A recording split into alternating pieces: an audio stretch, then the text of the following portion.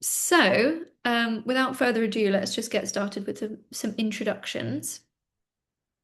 So, I'm Phoebe. I'm HDK's Events and Partnerships Manager.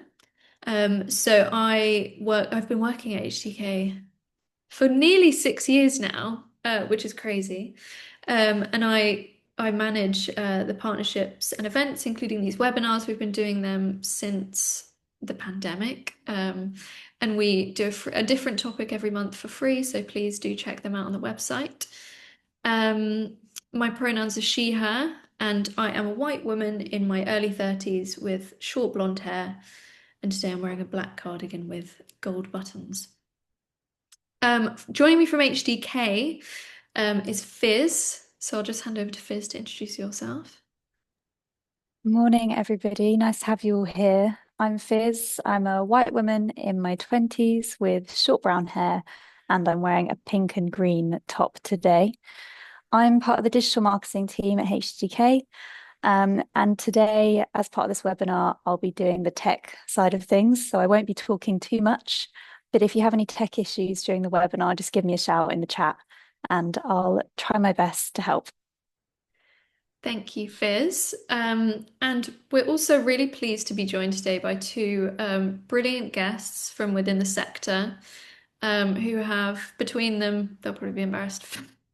So I'm not gonna say too much, but they have some really great relevant experience to this topic. So I will hand over to Phil first to introduce yourself, please. Hi there, I'm Phil Lofthouse. I am the tech lead for All In, the new creative and cultural access scheme for UK and Ireland. I am a white man in his 40s with relatively short brown hair and a bit of a beard. And I'm currently wearing a blue, mildly checked shirt. Mildly checked. Love that. Um, Lily, I will hand over to you to introduce yourself next. Hi everyone, my name's Lily Norton. My pronouns are they, them, and I work with Stopgap dance company as content and access artist. I'm a white autistic person in my late 20s. I've got lots of tattoos and piercings and curly coppery brown hair. And today I'm wearing some plain wireframe glasses and a headset with a very pop star style microphone on it. And I've got a black vest on with a sage green overshirt, and my background is blurred. Thank you, Lily. Thank you both. Very jealous of the pop star headset. We'll have to invest in one of those. Okay, fab. Fizz has also very kindly shared in the chat links to All In and Stopgap. So if you want to have a bit of a look more into the work that Lily and Phil do, then please feel free to do so. They are both incredible organisations, and I'm sure that you'll learn a bit more about what they do as part of this discussion and the resources available there. But without further ado, we are going to make a start on our discussion. So Fizz is also going to share the questions in the chat as I ask them, just in case you want to see them. But the first question is just to kind of give everybody a sense of the experience that each of the speakers have and the work that they've done so far. What is your organisation's relationship to digital accessibility? I should have asked you this beforehand, but who would like to answer that one first? I don't mind Lily, going. amazing. Thank Cool. you so much. So yeah, digital accessibility is an embedded part of Stopgap's mission and something we see really as a core responsibility and not an afterthought. And our approach to accessibility grows directly out of our creative practice. So for nearly 30 years, we've worked with deaf, disabled, neurodivergent, and non-disabled dancers and artists and staff to build an inclusive and equitable culture within the company. And that culture is rooted in the belief that we all share a responsibility as artists and as organisations and as a society to identify and challenge and dismantle the barriers that prevent people from entering, engaging and participating fully. And yeah, we apply the social model of disability in our work and are guided by principles around disability justice. But our commitment to access doesn't just end in the studio or on the stages where we perform. So it has to extend to the digital world as well. And for us, accessibility online and digital access isn't just about meeting minimum requirements. For us, it's something to be pursued actively and creatively. So in my role and my work, I'm a dance artist and also an audio describer and a access consultant. So I really enjoy reimagining access as a creative and collaborative act. So I'm really interested in how tools like audio description or sensory access can be integrated into work itself, and that is extended into our digital work. And yeah, the beginnings of the pandemic really accelerated a lot of our thinking and practice around digital access. We had to prioritize online connection out of necessity, and we knew that disabled artists desperately needed connectivity online. So we had to examine how accessible our digital spaces really were. And we'll talk about this more in the next question, but it also shaped our programming, which is a really exciting thing. So we considered how digital access influenced the work that we created itself. And that also did a lot of positive things in terms of like broadening our audiences and bringing new audiences as well. Yeah, and yeah, I think our relationship to digital access as an organization is an extension really of our general ethos with access, and our work sits at a lot of intersections of creativity, disability, access, dance. So yeah, in our productions, we've evolved our approach, and as part of that, we believe access really should be fundamental and foundational and not an afterthought. So it's part of the process of making work. So yeah, and we aim to embed access into what we do online as standard. So an example of this is our website. So a few years ago, we embarked on the journey of creating a new website with HDK, and from the beginning, access was like a key part of that conversation. So it meant we could do things like right from the beginning. Yeah, I have some more things I could say, but I don't want to keep talking for the moment. So I'm really happy Yeah, to pass the film no. for a moment. Thank you so much. And if you don't mind, I also just want to very quickly pick up on something that you mentioned, which is the social model of disability. And I think it's a term that we hear a lot when speaking about this subject. But for anybody who doesn't know what that is, are you able to kind of just like share a bit more on that and why it's important? Of course, yeah. So the social model of disability is a way of thinking about disability that places the emphasis more on society and recognizes that actually it's society that creates a lot of disabling barriers. So an example that someone might use for this is that it's not that someone is disabled because they're in a wheelchair, it's that they're disabled by the fact that a building has steps so they can't get into it. And that's a very simplified sort of version of it, but it takes away from more medicalized models of disability that place the problem with us as disabled people that we can't do things, and actually places it onto the fact that there are barriers that society creates within environments, within communication, online environments as well, and recognizes that we have a responsibility to do work to remove those barriers. Yeah. Perfect. Thank you so much. And I think that's really just useful context going into this discussion, particularly hearing about how kind of integral accessibility is to the work that both organisations do.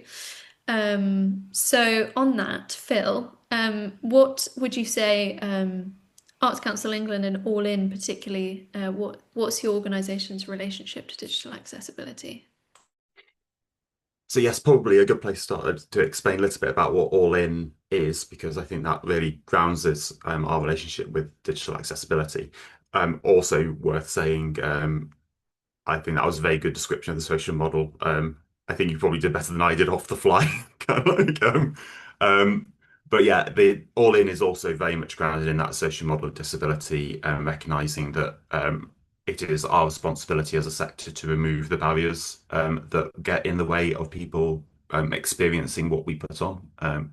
So that is the one of the central roots of All In. But hopefully, many of the people on the call will have already heard about All In. But for those who may not have done yet, All In is the new access scheme for creative and cultural sector, which is being developed by the Arts Council of England in partnership with the other arts councils of the UK and Ireland.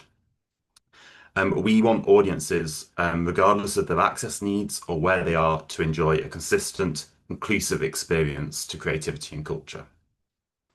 And we're building on the experience and successes of existing initiatives such as Hint, which is an access scheme that's already in operation in Wales, and anyone who works in the sector in Wales is likely to have heard of being involved in that scheme already. What we're doing is for the whole of the arts and cultural sector, so both funded and commercial organisations in a range of different customer-focused scenarios, theatres, museums, galleries, festivals, cinemas, libraries, all of the different elements of our sector we're working with. And what we're aiming to do is provide a range of tools that help creative and cultural organisations to improve their access and also develop their audience, connect our sector with new audiences that may not know what we offer or think that what we offer is not currently for them. Um, Often because they have experienced barriers in the past that have put them off certain parts of our sector. So trying to really welcome new audiences in and improve the relationship between creative and cultural organisations and their existing audiences as well. But one of those tools that we are working on and we'll be publishing is the first accessibility standards for the entire creative and cultural sector in the UK and Ireland. Those standards will show what good access looks like in our sector and kind of like practical guidance as to how to achieve kind of like good access in a range of different areas.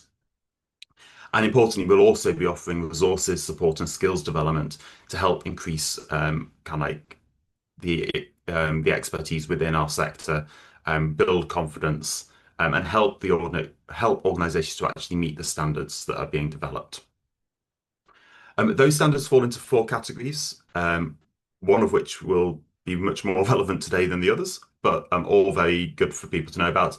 The four strands are customer service, creative and cultural events, the built environment, and finally digital communications.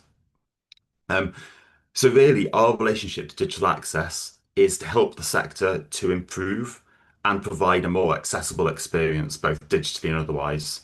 To touch on one of Lily's points earlier, we are very much here to try and encourage the sector to build access into what they're doing. So often, one of the biggest issues which we come across and the customers in our sector come across is access that has been bolted on at the last minute and therefore doesn't quite give the full experience that it could do and is often not quite up to the right standard you want it to be. And to put it frankly, often quite expensive to do as well because you're having to retrofit something onto to a project. So basically, that's our aim is to help the sector move from a bolt-on scenario to building this in from a much earlier stage in the development process. Obviously, around digital accessibility, many people in the call will be familiar with the WCAG standards that already exist out in the world. That's the Web Content Accessibility Guidelines. And they provide a framework that most web developers, in fact, I would say all web developers, work towards. But what we're hoping to, with the all-in standards, is place those WCAG, that framework, within the context of our sector and areas that we, as creative and cultural organisations, should be more aware of. So a few of those sorts of things, which are, I mean, touching on some things Lily mentioned in her answer, um, things about how do those WCAG standards interact with things which are integral to our sector, like seating plans. Um, you can many web developers have got a lot of experience in how to make seating plans accessible. But actually, we need to make sure our entire sector really understands kind of like the practical steps you can take to make sure that those sorts of things are working. Equally, Lily touched on the fact that our digital content, our video content, it's not nice to have within our sector. Often it's the entire product, kind of like, and so actually some things which in the WCAG guidelines might fall kind of like in a kind of like a slightly lower category.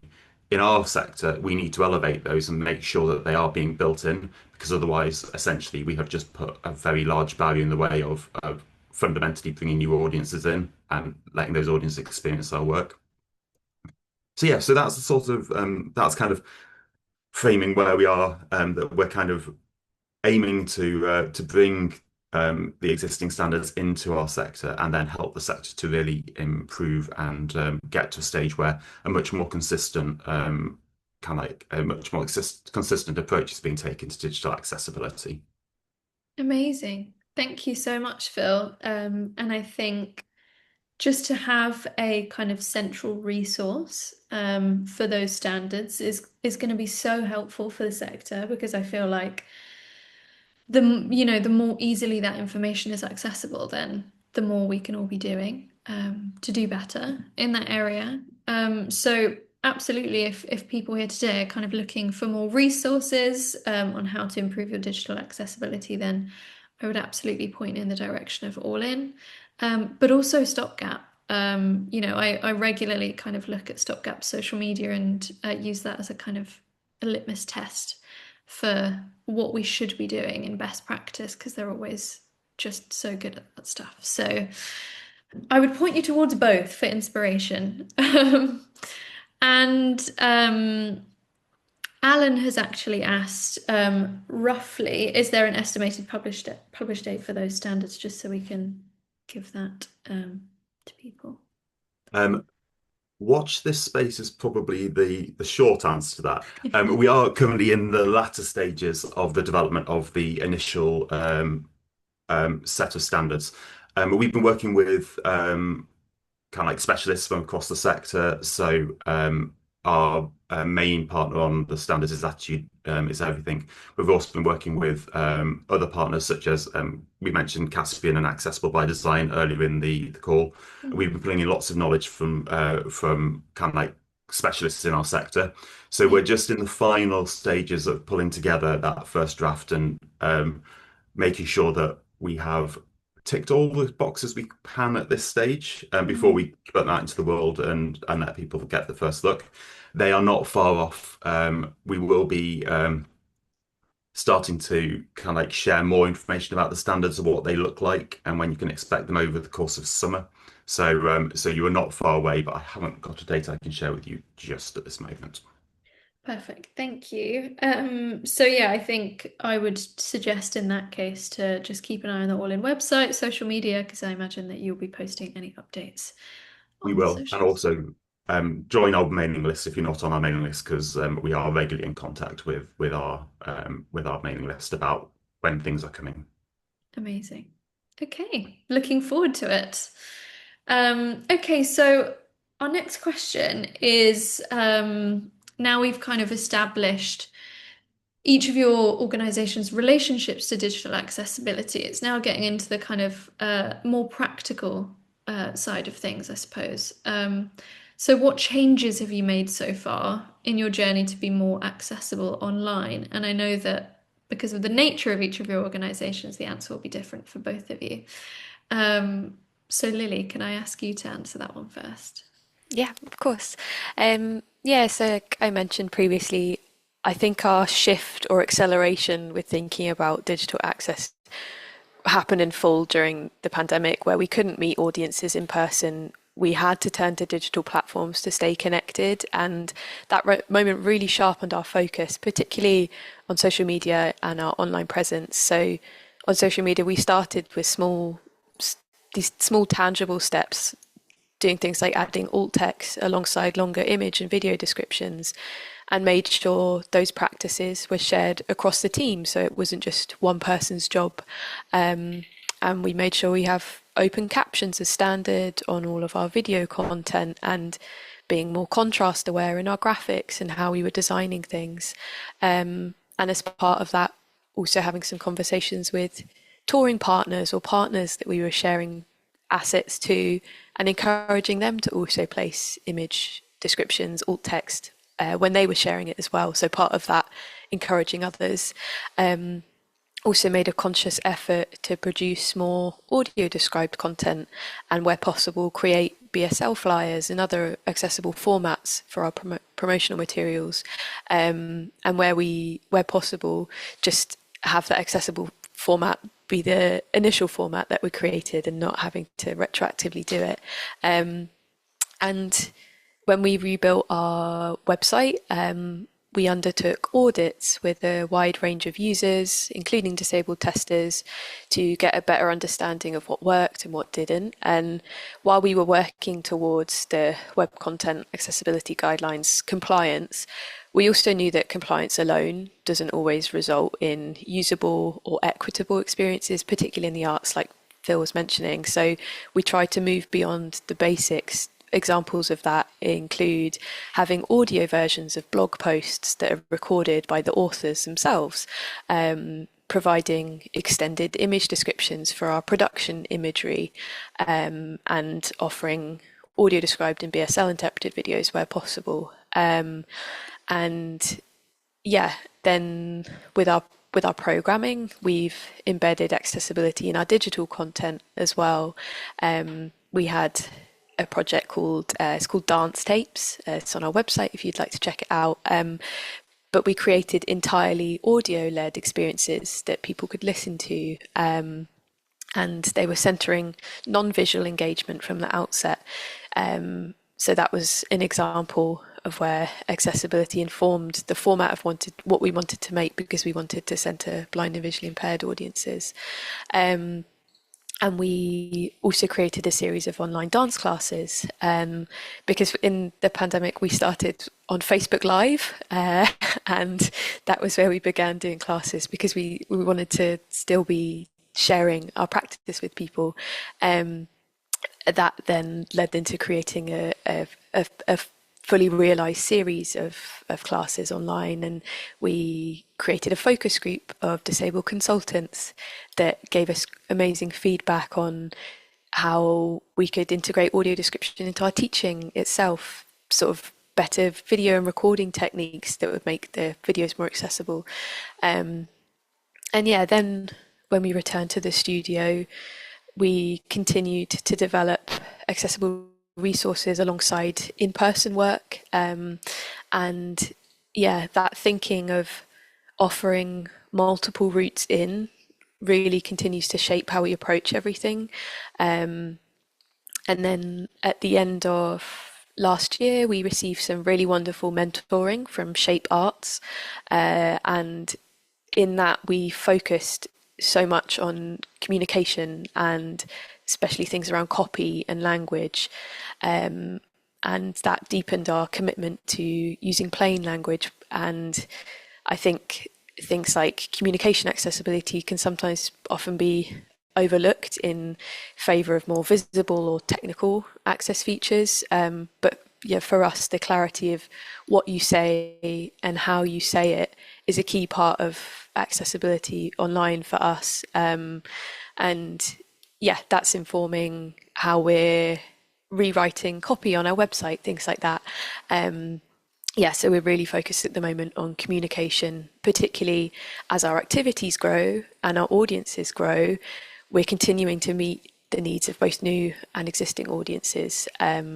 So yeah, and we're also particularly interested in supporting others in the sector. So whether they're venues or collaborators or fellow artists, it's building sort of guides and practices that we've kind of developed, to also grow people's confidence. I think a lot of it is around confidence and knowing, yeah, someone might think, oh, how on earth do I write alt text? But if you share that information with people, then they can start to do it for themselves and realize, oh, this is actually something that I can just build in, like to the steps that I do when I'm writing a post anyway. Um, yeah, yeah. Lovely. Thank you so much. Some really great insights, I think, into many of the facets of how digital accessibility manifests in the work that we do. Um, I think I'll ask this now just because I think it does feel relevant to what you finished on in particular. Mark has commented in the chat asking, what are the panel's thoughts on using AI to help with alt text descriptions? Good question. Any thoughts on that? Well, personally, I don't use it to help me write alt text. I've not trialed it necessarily, so I don't know how it works. But I'd also reflect very much on being mindful of tools that seem like they're a shortcut to doing something.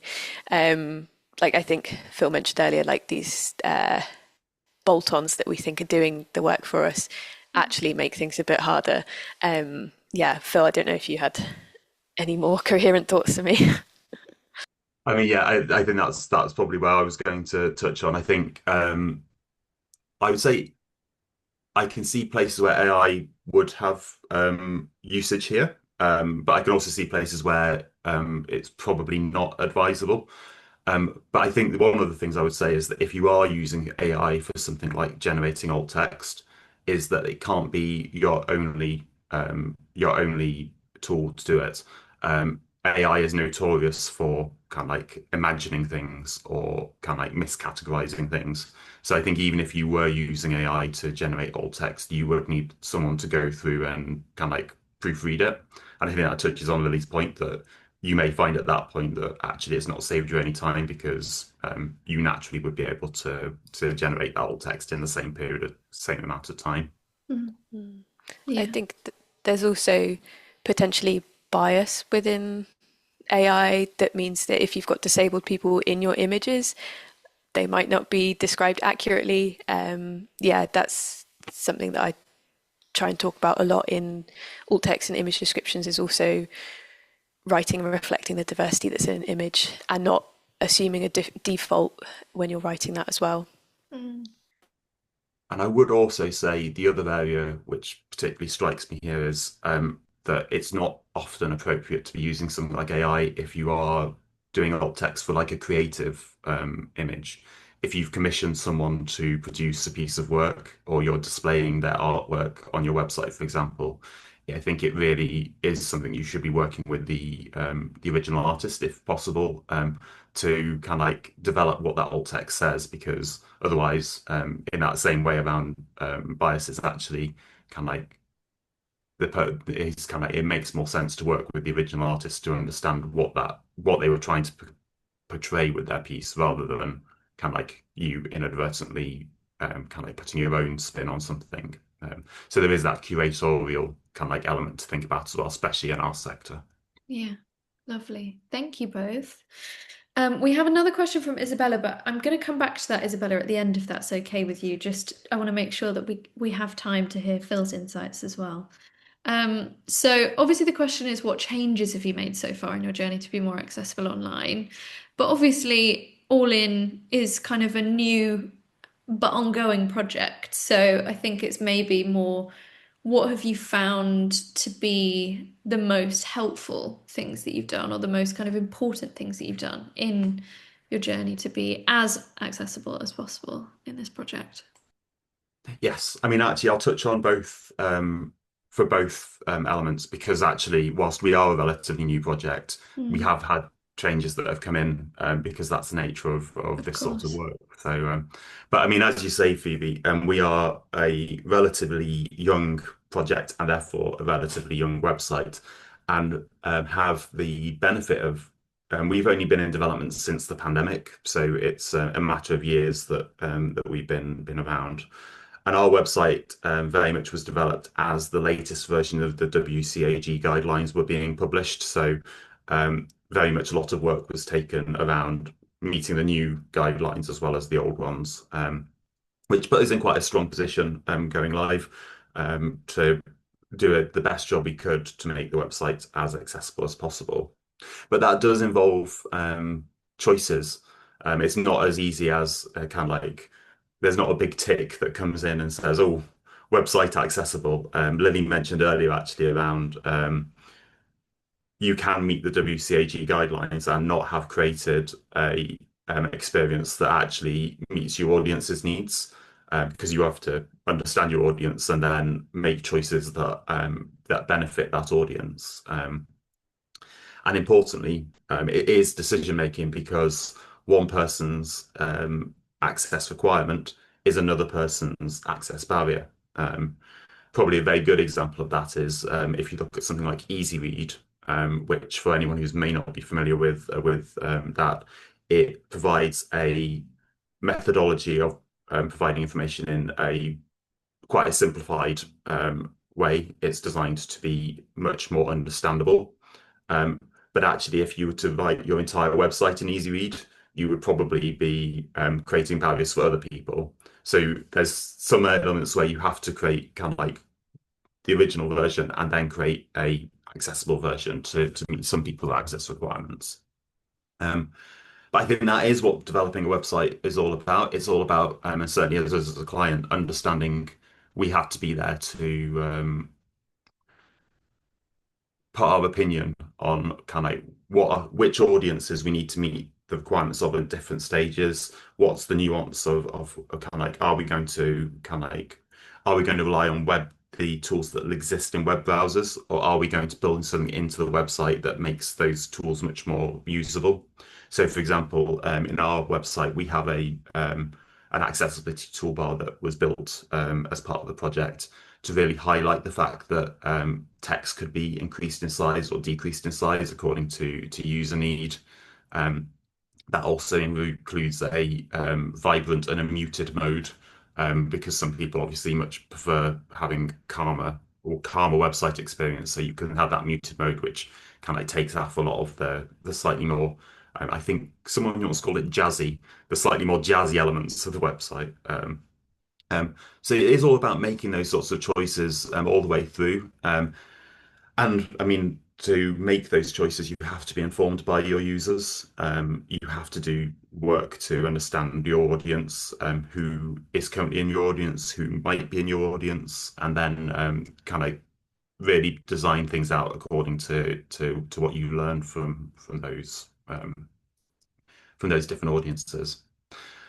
But as I say, there have been changes that have been made to our website since it went live.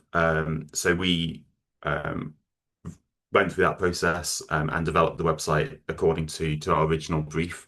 And one element of that which particularly stands out to me is I think when we did our website originally, we did quite a what I would call a traditional version of a BSL interpretation on our website, which is there's a button at the top of our website that if you pressed it, you would take them down the website page to a video where Marcel, our BSL interpreter, interpreted what was on the web page. So you get all the information about what was on the web page, but it was in a video format, kind of like away from the original context. That was a choice we made at the beginning, partly because the website was quite straightforward. So therefore, we only had about 5 pages at that point, and we were like, actually, that can be summarized in 5 videos. But the other thing we were also aware of is that new tools were starting to appear that maybe gave us other options as to how to do BSL on our website. Those tools were in their infancy when we developed the website, so it didn't feel appropriate to use them kind of like on day one.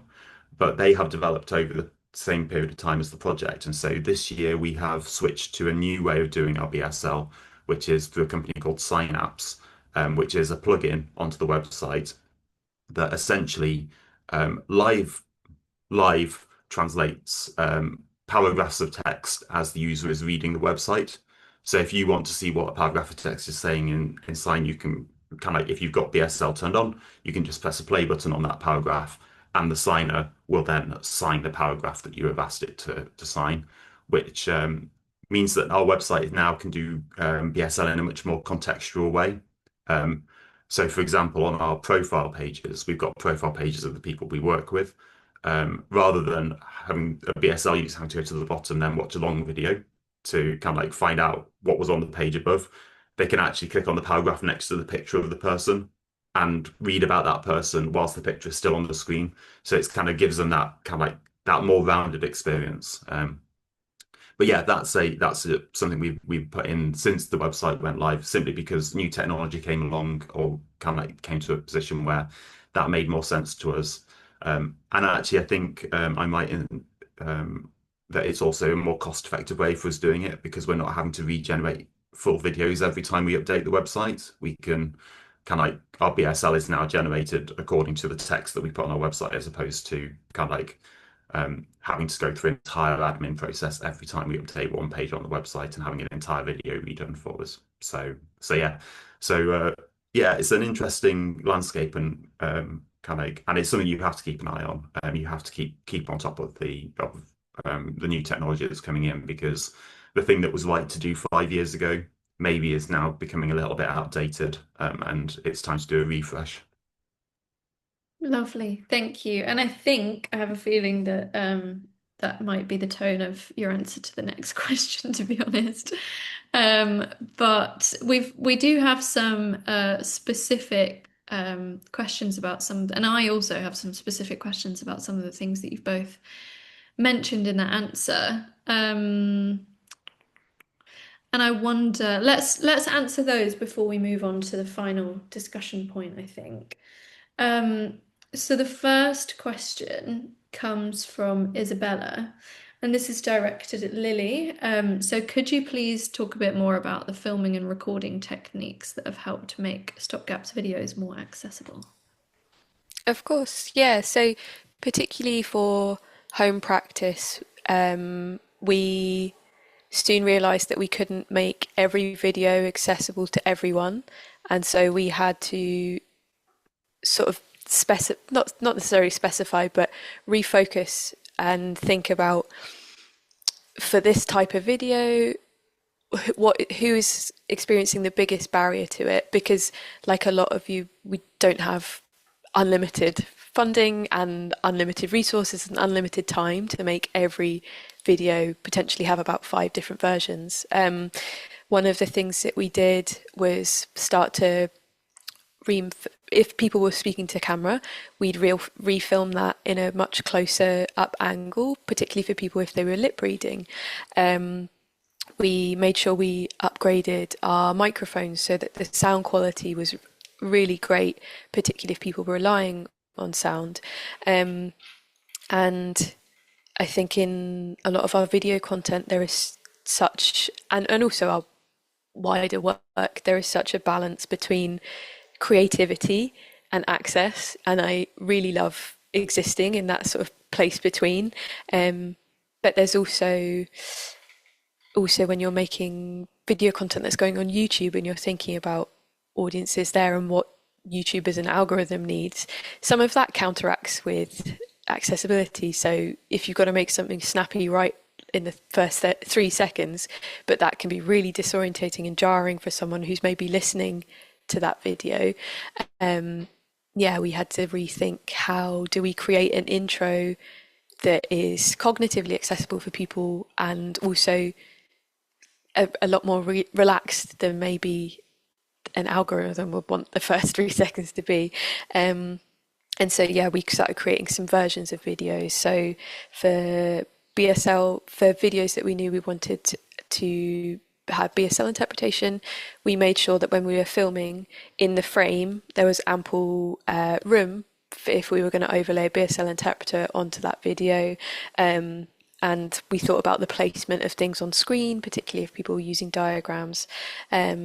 Yeah, that's some examples of where we sort of thought of the access and our user first, and then that informed how we made those videos. And that was definitely a process. When we first started, we were not necessarily doing all of that, but it really helped building a focus group to understand who was accessing these videos and what they needed. Yeah. Wonderful. And that actually, I'm getting too carried away with my questions. We have another one from Sophie that I think I'll come back to when we actually go to questions, but I think because you've mentioned focus groups there, I wanted to ask both of you if you have any advice on facilitating focus groups and sourcing participants. I know, Phil, in our work with you for All In, Accessible by Design was super helpful in facilitating that process. But yeah, are there any other kind of insights you can share on how to facilitate that and yeah, and where to find the participants? Um, it's a multifaceted answer, I think probably is the I don't think there's one answer Yeah. to rule them all on this one. Um, because it very much, I mean, our sector is obviously full of organizations which have very different audiences and very different ways of working. I would say if I'm speaking directly to kind of like organizations who have an existing audience, I would say trying to find people within your existing audience is probably the easiest way to build together. Certainly an initial attempt at a focus group, because then at least you know that you're kind of like pulling together people who are engaged with your work already. It does become slightly more challenging if you're trying to find new audiences, but I will touch on that in a second, I think. Um, I think um, the key to it is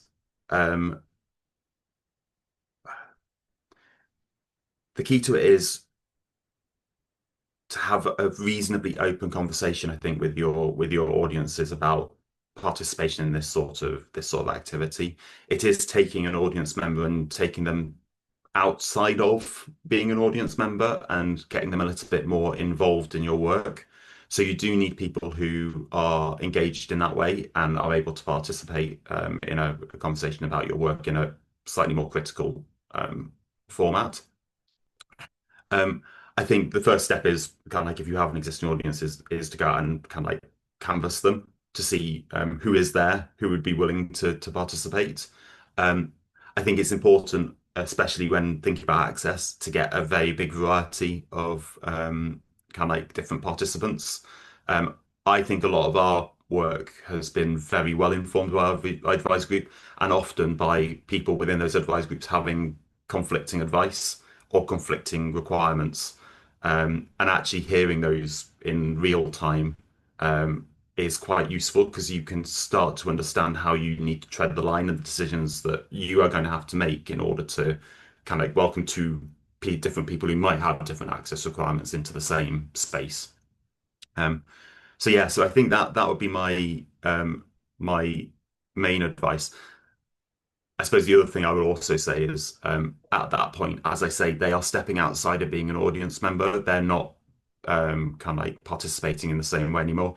And so I think it is important to recognize that. And obviously, depending on the size and scale of your organization, I think you should also be thinking about how you recompense people for their time if they are participating in an advisory group. Mm. In some scenarios, that might be through payment. Our advice group's a paid group because we are bringing in kind of like people who work in our sector and are freelancers often. Mhm. Um, but I think with other scenarios, it may be as simple as thinking about kind of like what sort of discounts, memberships, free tickets that you might be offering as part of that. But it always needs to be consummate with the amount of effort and work that the person's going to be putting in. So I Mm. think it's important to kind of like understand that to begin with and then work from there as to how you recompense them for their time and energy. Wonderful. Thank you so much. I would really love to ask Lily that, but in the interest of time, I'm going to actually ask the third discussion point, and then Sophie, I haven't forgotten your question. We do have a resource that Fizz has just shared in the chat about that, and I'll come back to that very shortly. But our final discussion point, more of a closing remark, I would say, is what advice would you give to anyone who is keen to improve their digital accessibility but doesn't know where to start? And I'm going to ask Lily to answer that first, please. Yeah, I think it can be helpful to start by figuring out where you're at and be honest about not what's not working. And to do that, I think it's important to invite disabled people into that process for you to understand what isn't working and getting that feedback. And yeah, this is slightly answering your previous question as well. But access expertise is skilled labor, and valuing that work is part of having an equitable practice. Yeah, so I'd sort of start there, and know that even just small steps matter. Like, you don't have to all overhaul everything overnight, because that is so overwhelming and daunting, and also is not sustainable. I think that's one of the key things, is thinking about how accessibility is a process. It's not an end point. It's not a tick, I've done this. It really is evolving. Like, even at Stopgap, it's an evolving, never-ending thought process that is led by new evolutions in technology. It's led by new platforms, for example. Whenever there's a new platform that comes up, we've got to learn how it works, and how people interact with it. Yeah, I'd say try where you can to build access in from the beginning. Think about it as much as you would think about maybe your branding and your content and your copy. Yeah, ask early, sort of, how will this work for someone that is using assistive technology? How will it read for someone who processes information differently? And sometimes you can't necessarily answer those questions. You don't have those answers because you maybe don't have that lived experience. So again, it's learning from people with lived experience. And yeah, again, try where you can to avoid the temptation of shortcuts. I really understand how time limited and resource poor we are as a sector. But yeah, some of these things that seem like quite quick, easy fixes can often fail to address the root of the barrier, and also can sort of prevent you from understanding really what is causing that barrier. Make your access information easy to find and easy to understand, and easy to act on as well. So yeah, don't hide it in like footnotes or like at the bottom of your website. Have a clear access tab or ways for people to get in touch with you if they need to contact you about something, if they want to ask for something in a different format. It's really important to have that way of contacting you. Yeah, and yeah, try and make access a shared responsibility across your team as well. Try and make sure that everyone's got an understanding of what you're working towards, and even if that's starting with, oh, I want to make sure that we've got alt text on all of our images. If someone is providing an image to you, maybe ask them to think about alt text as part of that. So it's having everyone have an understanding of what you're working towards. Yeah, and also make it easy for people to give feedback. And yeah, even if that's like a contact option or like a quick form or a note or something. Yeah, being accessible isn't about being perfect and meeting every single tick box. It's about being adaptable and open and accountable as well. Sorry, that was lots of things. No, I mean, lots of useful things. And I feel like a really great kind of summary, but also kind of call to action from the discussion today. So thank you very much. And Phil, is there any advice that you would add for anybody who's wanting to improve their digital accessibility and kind of don't know I where to mean, I start? think between Lily's answer and also Callum's in the chat, a lot of my answer kind of like is out there already. So I'll try and be brief and not repeat. But I mean, on that point Lily was making there, I think one thing which I would very much advocate for is always aim to achieve better practice rather than best practice. Going for kind of like from 0 to 100% on something is a big piece of work, and you're never going to get to 100%. You'll never get to full accessibility. So it's better to have more achievable goals that you're setting yourself along the way, as long as you are constantly on that improvement journey. I think that's the main thing. And often the first step of this is some really straightforward things. We've talked about alt text quite a bit here. Updating your content is also kind of like quite an easy, often quite easy to kind of like as a first step, because it's something very much in your control. It's something within your day-to-day work that you can build in, as opposed to having to go to kind of like an expensive new solution. to get it up and running. I mean, with alt text, in most cases, you will have the ability to put that onto your website without any extra web development work or like. So it's the sort of thing you can really make a start on. The other thing I would say is making sure if you're doing a new website, if you're building a website brief and you want it to be an accessible website, making sure you ask for it in the website brief in a way that your web developer can act on and you can hold them to account for. Often access isn't mentioned in website briefs at all. Sometimes it's mentioned in such a loose way that it's very easy for website designers to say, yes, of course, I can build you an accessible website. But if you want to achieve, for example, a WCAG AA standard on your website, put that into your website brief, build it into the contract. It gives you more legs to make sure that you're kind of like having those conversations during the development process and that it's being focused upon. And the other thing I would say as a final quick point, as Callis has mentioned in the chat, um, if you're wanting advice, there are professionals out in the sector who can offer that advice. If you're in England, I would highly recommend the Digital Culture Network as a first step for that. They are very good at demystifying and giving you the starter for 10, if you like, to start you on that journey. Equally, if you're kind of like looking for more formal advice, there are lots of good consultants, and we have mentioned Caspian and Accessible by Design. The reason we mention him, the reason we work with him is because he is one of the experts in our sector who can really help kind of you illuminate what accessibility should look like for your organization, for your website. So yeah, between the free resources that exist and the consultants that are out there as well, I think there are quite a lot of people in the sector who can help. And actually, quick plug for the All In website. We have a support directory on our website which lists many of those specialists.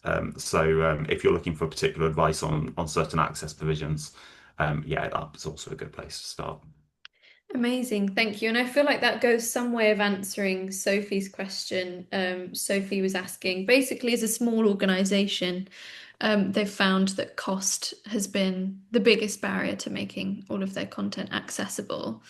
So Sophie was asking if anybody knows of any funders who are currently supporting that kind of work, in particular things like adding accessible coding onto their website, working with other organizations to help produce easy read content, etc.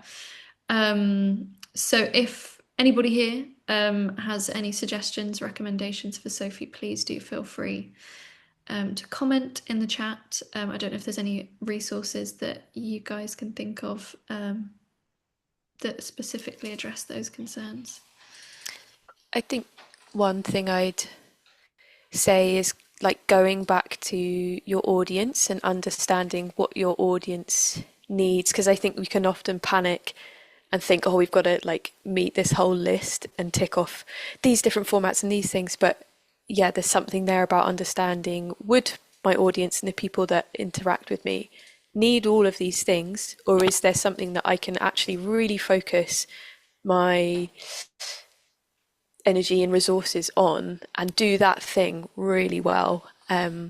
Yeah, that's one of my thoughts, because I often panic and think I need to do everything.